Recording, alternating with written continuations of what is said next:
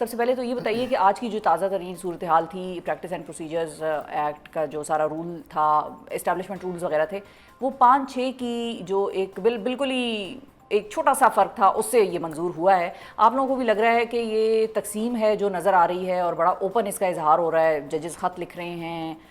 دوسری طرف جو ہے وہ یہ کہتے ہیں کہ بھئی ہمیں پریزنٹیشن نہیں دی گئی، جو کہ عمومی طور پر ہوتا ہے کہ رولز وغیرہ کی پریزنٹیشن دی جاتی ہے، پھر اس کے بعد اجلاس ہوتا ہے، اس کے بعد بیٹھ کر ہم پھر فیصلہ کرتے ہیں۔ اور یہ بات بھی انہوں نے اپنے خط میں بھی اٹھائی کہ بھئی ہمیں پریزنٹیشن کوئی نہیں دی گئی۔ اور آخری دفعہ جب اس طرح کا ایک ووٹ کا معاملہ تھا، وہ جمالی صاحب وزیر اعظم بنے تھے تو ان کو ایک ووٹ کی جو ہے وہ اکثریتی رائے میں ان کو وزیر اعظم بنایا۔ تو یہ آپ کو کیسا لگا یہ سارا سلسلہ جو آج ہوا؟ بسم اللہ الرحمن الرحیم، بہت بہت شکریہ شفا صاحبہ۔ بات یہ ہے کہ یہ ہاؤس کیپنگ کے میٹرز ہیں، اور یہ آئی ایم شور کہ میٹنگ کا ان کو پہلے سے نوٹس گیا ہوگا۔ یہ کوئی آسمانی صحیفہ تو ان پہ نازل نہیں ہوا کہ آج جو ہے میٹنگ ہے اور میٹنگ میں یہ ڈسکس ہونا ہے۔ ظاہری بات ہے کہ رجسٹرار اسلام آباد ہائی کورٹ نے ان کو نوٹسز بھیجے ہوں گے، یا متعلقہ جو ڈاک ہے وہ ان تک پہنچی ہوگی کہ فلاں چیز پہ جو ہے ڈسکشن ہونی ہے، پریکٹس اینڈ پروسیجر پہ ہونی ہے، جو باقی رولز ہیں ان کے اوپر تمام تک ڈسکشن ہونی ہے۔ تو کیا ہی بہتر ہوتا، میں سمجھتا کہ یہ بجائے اس کے کہ خط لکھے جائیں اور کچھ قدم کی جو ہے میرے خیال سے مسافت پہ چیف جسٹس صاحب کی عدالت ہے ان معزز جج صاحبان کی عدالتوں سے، تو یہ سارے ایک گروپ کی شکل میں جا کے ان سے ملاقات کر لیتے۔ اب لیکن یہ بھی ہو سکتا ہے کہ انہوں نے خط اس لیے لکھا ہو کہ ان کے پاس کوئی اور آپشن نہ ہو۔ نہیں، آپشنز تو موجود ہیں، یہ تو نہیں ہے کہ اس ہائی کورٹ کا چیف جسٹس جو ان کا چیف جسٹس ہے وہ ان کی بات نہیں سنے گا، یا کوئی 5-6 ججز جو ہائی کورٹ کے ہیں قابل احترام ہیں،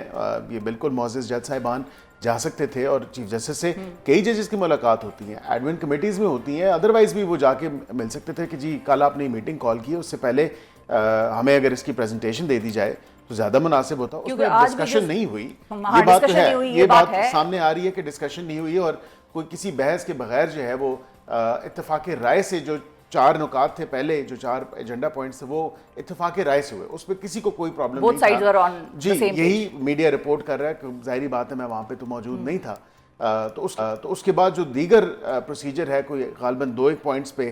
کوئی اختلاف تھا، لیکن وہ بائی ووٹنگ آف میجورٹی میرے خیال سے وہ ڈیسائیڈ ہوا ہے کہ جس چیز کو انہوں نے پاس کیا، کیونکہ جن ججز نے اینٹی میں ووٹ ڈالا ان کا اصل میں گلہ ہی یہ تھا، وہ کہتے ہیں کہ چیف جسٹس صاحب نے اس پہ بحث نہیں کرائی اور صرف 35 منٹ کے اندر وہ اجلاس جو تھا وہ بلا کر ختم ہو گیا۔ سو یہی ان کا گلہ تھا کہ اس پہ بحث ہونی چاہیے تھی۔ دیکھیں اس پہ پھر وہ وہاں پہ جب بیٹھے ہوئے تھے، جب فل کورٹ میٹنگ تھی، تو پھر ان کو وہاں پہ وہ اعتراض اٹھانا چاہیے تھا یا واک آؤٹ کرنا چاہیے تھا۔ ظاہری بات ہے میڈیا بھی اس کو کور کر رہا تھا، تو 100 طریقے ہیں خط لکھنے پہ، تو وہ خط لکھ دیتے ہیں، اور یہ ایک نہیں کئی دفعہ خط لکھتی ہے انہوں نے، پر ان خطوں کا فائدہ کیا ہوا؟ مناسب زیادہ میں ایک ایز اے کہہ لیں اسٹوڈنٹ آف لا یہ دیکھتا ہوں، اب جج صاحبان بہتر سمجھتے ہیں کہ اپنا ان کو کس طرح یہ تمام تر معاملات چلانے ہیں۔ اگر وہ ایک گروپ کی شکل میں جا کے چیف جسٹس کی گوش گزاری یہ تمام تر باتیں کرتے، تو میں سمجھتا ہوں کہ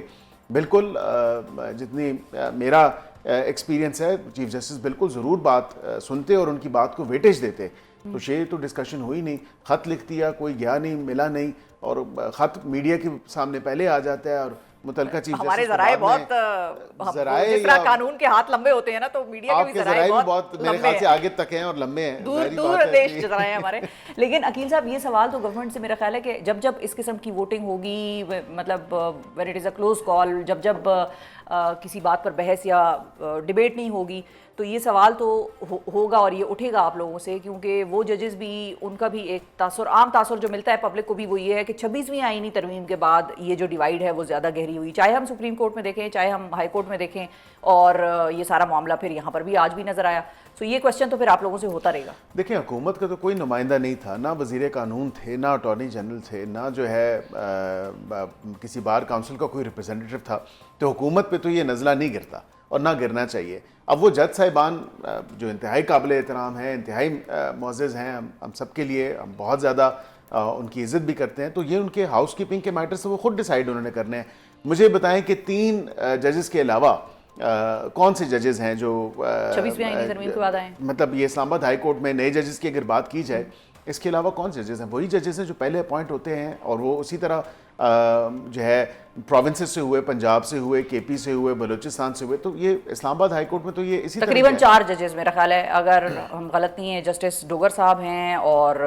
3 اور ہیں, اب مجھے یہاں سے نام دیکھ کر پڑھنے پڑیں گے کیونکہ I am also not very sure, لیکن یہ ہے کہ کنفرمیشن 3 سے 4 کی ہے. اب ججز کی تعداد جو ہے وہ 11 ہے میرے خیال سے غالباً. جی 11 میں سے آپ دیکھیں 3 تو وہ یہ میجورٹی اس طرح بھی نہیں بنتی جو الزام حکومت پہ لگائے جاتے ہیں. تو حکومت نے تو آئین اور قانون سے بالا تر ہو کے تو کوئی کام نہیں کیا. ٹرانسفر آف ججز از ان یور کانسٹیٹیوشن, اور یہ 26ویں آئینی ترمیم سے پہلے ہے. شفا صاحبہ آرٹیکل 200 جو ہے وہ کوئی ہم نے 26ویں آئینی ترمیم کے تھرو نہیں ڈالا, اس سے پہلے کا ڈالا ہوا تھا. اف اینی تھنگ 18ویں ترمیم سے بھی پہلے کا ڈالا تھا. 18ویں ترمیم میں اس کا جو امینڈمنٹ آئی تھی وہ یہ تھی کہ جج کی جو ٹرانسفر ہے وہ اس کی کنسنٹ کے ساتھ ہوگی, اور یہ مثبت بات تھی, اچھی بات تھی کہ 18ویں ترمیم سے پہلے جو ججز وداؤٹ کنسنٹ ٹرانسفر ہو جاتے تھے, 18ویں کے بعد جو ہے وہ ان کو ود کنسنٹ ٹرانسفر کر رہے ہیں. تو یہ تو قانون میں اور آئین میں تو پہلے سے موجود ہے. اچھا, یہ ڈیبیٹ ویسے اوائڈ کی جا سکتی تھی, اگر آپ کو لگتا ہے کہ یہ اوائڈ کی جا سکتی تھی اگر جسٹس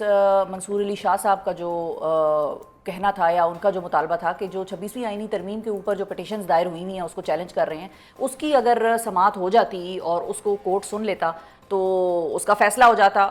کورٹ سے, عدالت سے, اور پھر یہ سارے سوالات جو آج کنفیوژنز ہیں یا ایک دوسرے پہ الزامات ہیں وہ پھر اوائڈ کیے جا سکتے تھے. دیکھیں میں یہ سمجھتا ہوں کہ جتنا بھی معاملہ ہے 26ویں آئینی ترمیم کے اوپر مختلف جو چیلنج کی گئی ہیں, جو پٹیشنز آئی ہیں, ان کو بالکل کلب تو کر دیا. اس پہ نوٹسز بھی آپ کو یاد ہوگا جنوری میں غالباً میرے خیال سے یہ ارلیئر دس ایئر یہ کلب کیا گیا, سب کو اکٹھا کر کے تو پھر نوٹسز جاری کیے گئے. اب وہ اس کو بالکل ٹیک اپ ہونا چاہیے. میں سمجھتا ہوں کہ بالکل اب 1 سال ہو گیا ہے 26ویں آئینی ترمیم کو, یا آلموسٹ اتنا ٹائم ہونے والا ہے, تو ان کو سننا چاہیے. اینڈ ایف اینی تھنگ اگر کانسٹیٹیوشن میں لکھا ہوا ہے, جو کہ میں سمجھتا ہوں کہ کوئی بھی کانسٹیٹیوشنل امینڈمنٹ کال انٹو کوشچن نہیں ہو سکتی, آپ کی کسی بھی کورٹ آف لاء یا کسی فورم پہ چیلنج نہیں ہو سکتی انلیس اینڈ انٹل وہ اتنی الٹرا وائرس ہو